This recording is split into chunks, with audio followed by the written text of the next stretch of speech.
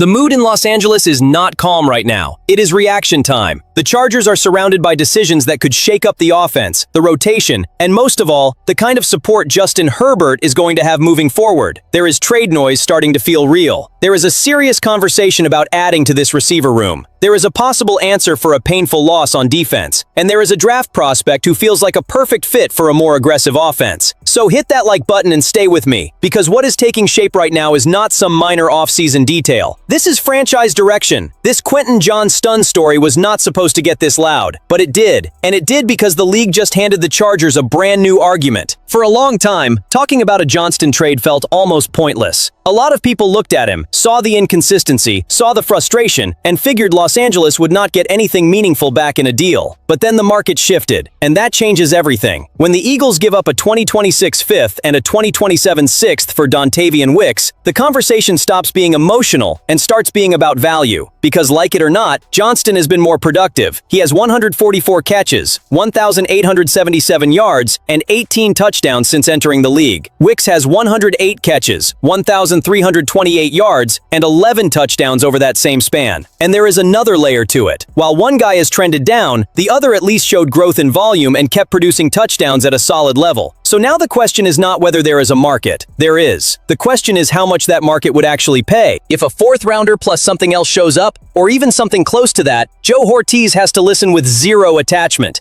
That would not be giving up on a former first-round pick out of emotion. That would be turning an imperfect asset into real ammo to reshape a roster that still needs more dependable pieces around Herbert. There comes a point when sticking with the same offensive setup stops looking patient and starts looking stubborn. And honestly, that is why this Rashod Bateman conversation hits so hard. The Chargers still have not added a new receiver to this group, and that is a real problem when you look at Justin Herbert carrying an offense that too often asks for help and gets promises instead.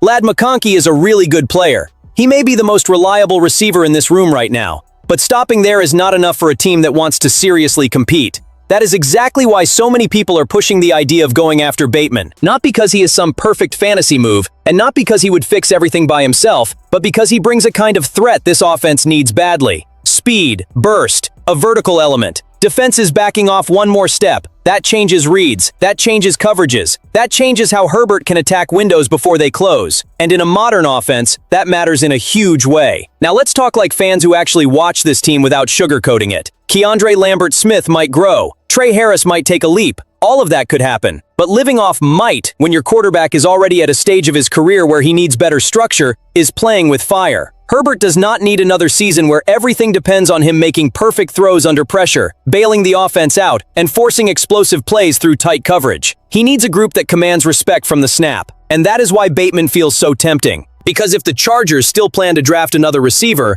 bringing in a player with a different skill set before that would make the whole room smarter. You are not asking a rookie to save the position. You are building a combination. You are giving the offense more than one texture. McConkey gives you polish and route clarity. Bateman would bring speed and vertical juice into the mix. Suddenly the field feels bigger, the playbook feels more alive, and Herbert gets breathing room. The bottom line is simple. The Chargers cannot treat this position like it is settled. It is not. And if the front office sees Bateman as a real chance to raise the ceiling of the offense while still looking for another name in the draft, then it makes all the sense in the world to push. Because the time to protect Herbert's prime is not later. It is now. Losing Odaf Ooway left a hole that no one should try to cover up with nice words. You can understand why he left. 4 years and $100 million from Washington is not the kind of offer that gets ignored, especially with a Tuli Tui Polo 2 extension hanging over this offseason. But understanding the business side is one thing. Pretending the on-field impact was minor is something else. It was not, and the Chargers know it.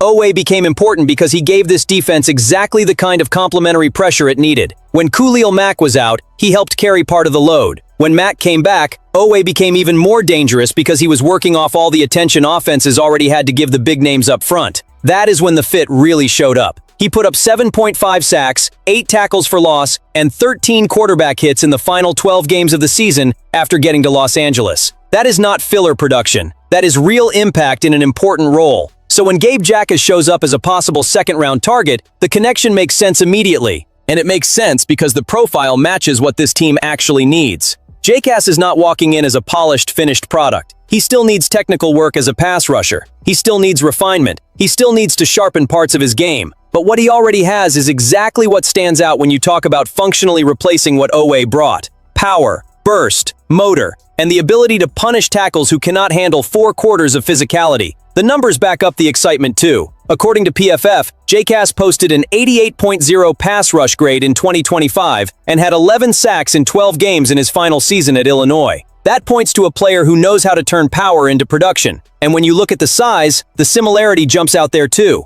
Ooway is 6'5" and 257 pounds. Jacas is 6'4" and 260. Not an exact copy, but close enough that you can clearly picture the same kind of fit next to Mac and Tui Pelotu. Of course, it is not all clean. Against the run, Jacas still has issues. That 64.3 run defense grade in 2025 tells you that. But context matters. The Chargers do not need him to walk in and be a complete savior on day one. They need edge strength, real depth, and upside in a room where veterans can still help ease the transition. That is why this second-round possibility carries so much weight. Los Angeles lost a valuable piece and cannot answer with some timid patch job. If Jacas is on the board and the internal evaluation matches this profile, then the pick stops looking like a cute gamble and starts looking like a real answer to a very real problem. If the Chargers really want to give Mike McDaniel's offense a more dangerous edge, a quicker trigger, and a harder profile to defend, then this kind of draft pick starts making a lot of sense. The wide receiver conversation in Los Angeles did not come out of nowhere. This team has been tied to names on the market and connected to trade rumors, and that alone tells you there is real discomfort with what the room looks like right now. And when you line that up with the profile of the most dangerous offenses, the message gets even louder. Separation matters. It matters a lot. Ladd McConkey has already shown he can create space and win with route detail at a high level. The problem is one guy is not enough. The Chargers had only one receiver in the top 20 of ESPN's open score in 2025, and that was McConkey. The next Chargers name was way farther down the list. For an offense that wants more tempo, more fast answers, and more freedom for Herbert to attack, that is a serious warning sign. You cannot build a modern passing game hoping one player carries the entire separation burden for the room. That is where KC Concepcion becomes such an exciting name, because he does not just give you catches, he gives you movement. He gives you instability for the defense. He is the kind of player that makes a defensive coordinator think twice before the snap and 3 times after it. Burst, acceleration, change of direction, the flexibility to line up outside, work in motion, take jet sweeps, and still bring value in the return game. That is not a small detail. That is an entire offensive package. And the best part is, the fit does not feel forced. McConkey would not get squeezed out by this pick because Concepcion has the skill set to play outside and bring a different layer to the offense. And for a coordinator like Mike McDaniel, who loves stressing space, manipulating angles, and turning speed into chaos, a player like this is almost a tactical toy. If the knee the Chargers recently checked out gives the team enough comfort, then taking him at 22 becomes a whole lot easier to defend. And there is one part I like even more. This would not just be drafting raw talent for the sake of it. This would be drafting for function, identity, and offensive vision.